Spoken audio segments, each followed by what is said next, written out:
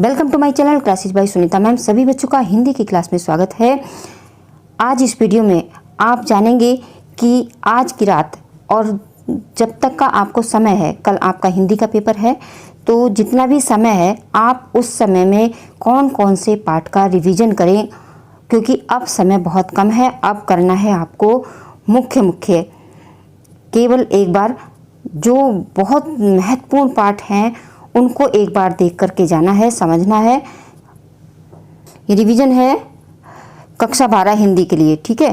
पहला पाठ है राष्ट्र का स्वरूप। देखिए, अगर आपके पास टाइम नहीं है, बहुत कम टाइम है, तो आप केवल राष्ट्र का स्वरूप, और दूसरा है अशोक के फूल, आचार्य हजारी प्रसाद द्विवेदी। इन दो पाठों को बहुत अच्छी तरह से याद करें।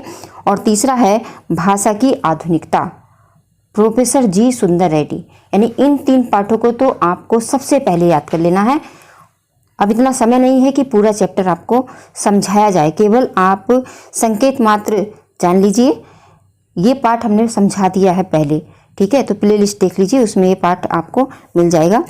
तो यहाँ पर देखिए, एक एक लाइन लिखी है जो गद्यांश की, जन का प्रभाव अनंत होता है। ये जो गद्यांश आपको मिलेगा आपकी किताब में, इसको अच्छी तरह से इसके प्रश्न उत्तर जान लीजिए।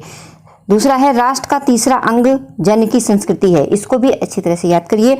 माता अपने पुत्रों को समान भाव से देखती है, ये भी गद्यांश याद करिए। ये परिणाम भावी भूमि और जन का दृढ़ बंधन है, ठीक है।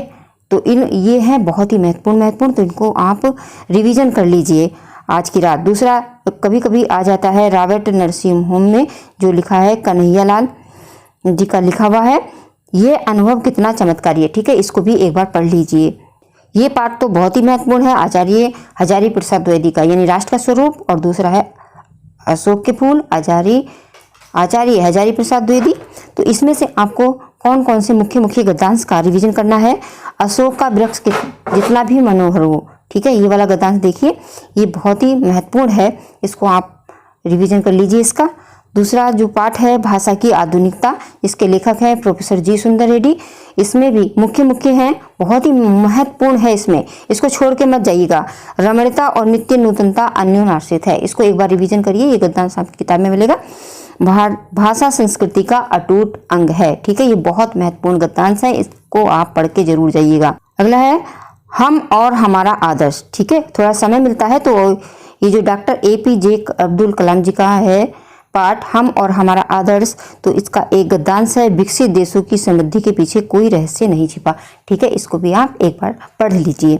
और पेपर देने जाने से पहले आप राष्ट्र का स्वरूप, अशोक के फूल और भाषा की आधुनिकता, इन तीनों को एक बार फिर से पढ़ कर जाइए, रिवीजन करके जाइए। बहुत ही महत्वपूर्ण पाठ है ये। व्यापक ब्रह्मा सवे थल पूरन हमहु पहचानती हैं, पहला ही पद्यांश है, इसको पढ़ लीजिए, याद कर लीजिए। और तरनी तनुजा तर तमाल तरवर बहुछाए, ठीक है, इसका रिवीजन करिए।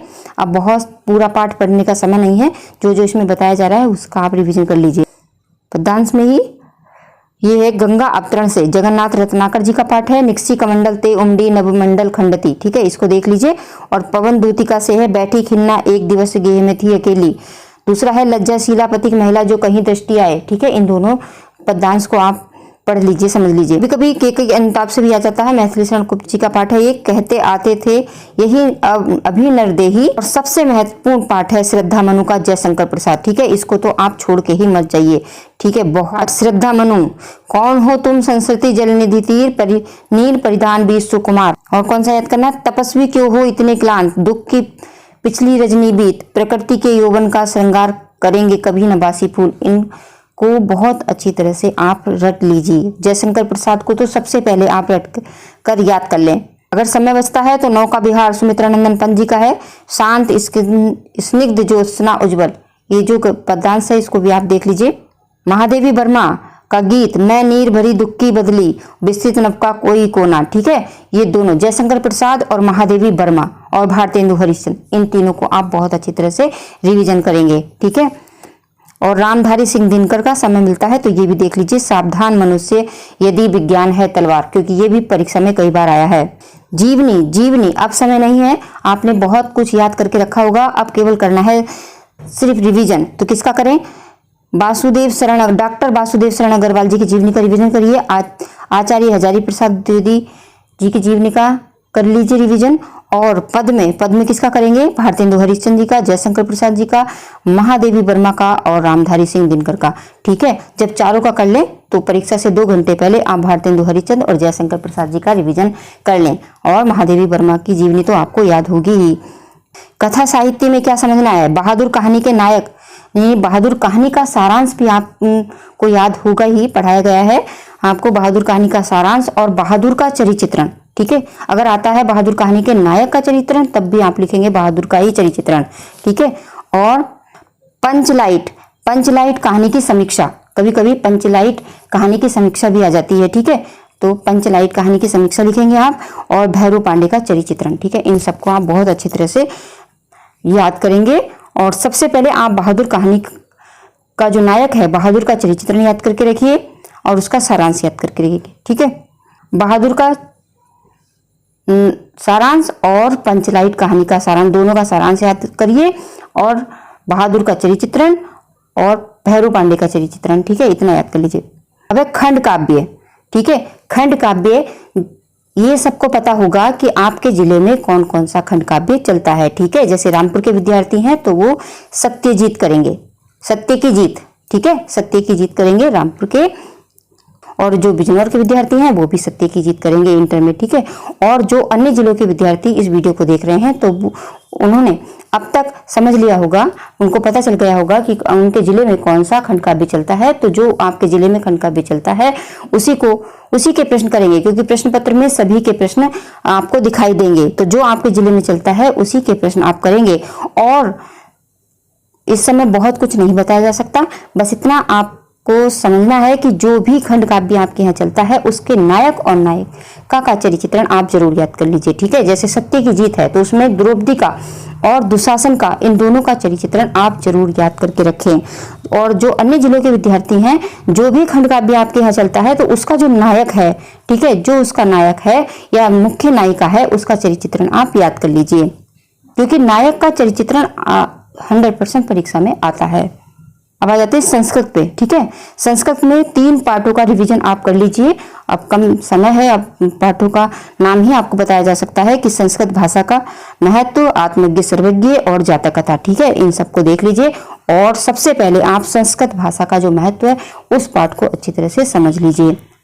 सभी पाठों का अनुवाद समझाया गया है, प्लेलिस्ट में है, वहां से आप देख लीजिए अगर आपको और समझना है तो। पद भाग, पद में आपको क्या करना है कि सुभाषी रत्नानी का जो पाठ है वही इसको नहीं छोड़ना है, इसको ही आप रटिए। ठीक है, अब समय नहीं है, आप अब इसको सुभाषी रत्नानी के जो जितने भी श्लोक हैं इसको सही से इसका अनुवाद याद कर लीजिए। संस्कृत के जो प्रश्न हैं वो 3 पाठों से रट लीजिए। संस्कृत भाषा है महत्व, आत्मज्ञ सर्वज्ञ और दूत वाक्य। ठीक है, इन सबके प्रश्न आप देख लीजिए एक बार। 9, 10 फर्स्ट ईयर से पढ़ते आ रहे हैं आप, तो आपको ये सब रस याद ही हो गए होंगे, श्रृंगार, करुण, वीर, रोध। ठीक है, अगर आपको ये याद है तो आप वात्सल्य रस भी देख लीजिए। ठीक है, वात्सल्य रस भी आप देख लीजिए, यह भयानक है। अगर आपको ये रस याद है, अगर और नहीं है तो आप इसका ही रिवीजन करें। ठीक है, श्रृंगार रस, करुण रस, वीर रस और रौद्र रस। ठीक, रिवीजन के लिए डिस्क्रिप्शन बॉक्स में प्लेलिस्ट जरूर खोल लीजिए। ठीक है, सब कुछ मिलेगा आपको एक बार रिवीजन करने के लिए। अब है अलंकार। अलंकार में अनुप्रास, यमक, श्लेष, उपमा, रूपक, उत्प्रेक्षा, भ्रांतिमान और संदेह, इन अलंकारों का ही आप आज जो है रिवीजन कर लीजिए। और छंद में दोहा, चौपाई, दोहा, सोठा, रोला, कुंडलिया। ठीक है, इनका कर लीजिए। निबंध में आप करोना पर कर लीजिए। ये करोना जो है हो सकता है इस बार करोना पर निबंध जरूर आए। ठीक है, तो करोना को सबसे पहले याद करिए, फिर करिए भ्रष्टाचार और फिर प्रदूषण की समस्या। ठीक है, संधि में केवल आप अभी अयादि संधि को देख लीजिए और अव्ययभाव समास और कर्मधारय समास, आत्मन और नाम। अगर आत्मन और नाम दोनों के नहीं हो रहे हैं तो एक का कर लीजिए। आत्मन के करेंगे तो नामन के भी बिल्कुल एक जैसे ही हैं। ठीक है, एक के आप जरूर याद करके रखें। आपको जो अभी रिवीजन कराया था इन सब का, आत्मन का और नामन का, ठीक है, उन्हीं में से निश्चित हो जाइए 100% उन्हीं में से आएगा अभी जो रिवीजन कराया है। पा और स्था क्रय, इसमें से किसी एक धातु के रूप कर लीजिए। ठीक है, पा के करिए, स्था के करिए, क्रय के कर लिए, एक के कर लीजिए इसमें से। ठीक है, या इसके करिए या इसके करिए या इसके करिए, इन तीनों में से एक के कर लीजिए। प्रत्यय में कित प्रत्यय देखिए और मतुप देखिए और बतुप देखिए। ठीक है, विभक्ति परिचय में आप अभित परित समानिक सहा प्रतियोगी सूत्र को याद करिए और एन अंग विकारे को। ठीक है, कुछ अनुवाद दिए हैं। ठीक है, हो सकता है इनमें से कोई आ जाए, तो इसमें थोड़े बहुत जो बहुत ही महत्वपूर्ण जो गत वर्षों में आए हैं वही यहाँ पर अनुवाद आपको समझाए जा रहे हैं। जैसे राम विद्यालय से घर जाता है, तो इसका अनुवाद होगा संस्कृत में राम विद्यालयात गृहम गृहम गच्छति। छात्रों में मोहन श्रेष्ठ है, तो इसका बनेगा छात्रेषु मोहन श्रेष्ठ अस्ति। वह बाजार जाता है, सह आपणम गच्छति। वृक्ष से पत्ते गिरते हैं, वृक्षात पत्राणि पतन्ति। विद्यालय के निकट तालाब है, विद्यालय निक्षा सरोवर अस्ति। गंगा हिमालय से निकलती है, गंगा हिमालयात निर्गच्छति। कवियों में कालिदास श्रेष्ठ है, कविषु कालिदास श्रेष्ठ अस्ति। गुरुजी छात्र से प्रश्न पूछते हैं, गुरु छात्र प्रश्न पृच्छति। पिता पुत्र के साथ जाता है, पिता पुत्रेण सह गच्छति। श्री गणेश को नमस्कार है, श्री गणेशाय नमः। अगर वाक्य आता है, कभी कभी ये भी आ जाता है कि राम दशरथ के पुत्र थे, तो आप इसका अनुवाद इस तरह से बनाएंगे, राम दशरथस्य पुत्र आसीत। अब समय कम रह गया है, तो बस इतना ही रिवीजन आप कर लीजिए। ठीक है, और घबराइए नहीं, बिल्कुल निश्चित होकर के पेपर देने जाइए। और एक बहुत जरूरी बात बच्चों, आप अपनी स्कीम को कहीं पर चिपका कर रख लीजिए, किसी दरवाजे पर, दीवार पर चिपका कर रख दीजिए, क्योंकि कई बार देखा गया है कि बच्चे ये भूल जाते हैं कि हमारा पेपर सुबह की मीटिंग में था कि शाम की मीटिंग में था। ये बात बहुत ध्यान से आपको याद रखनी है कि आपका जो पेपर है सुबह को हो रहा है या शाम को रखना हो रहा है। ठीक है, तो आप याद कर लीजिए। कुछ बच्चे ऐसे होते हैं कि पेपर होता है सुबह को और वो समझते हैं कि हमारा पेपर शाम को है और उनका पेपर छूट जाता है। ठीक है, तो अपनी स्कीम को दीवार पर चिपका कर रख लीजिए। तो आज इस वीडियो में बस इतना ही। मेरी शुभकामना है कि आपका पेपर बहुत ही अच्छे से हो और आप बहुत अच्छे अंक प्राप्त करें।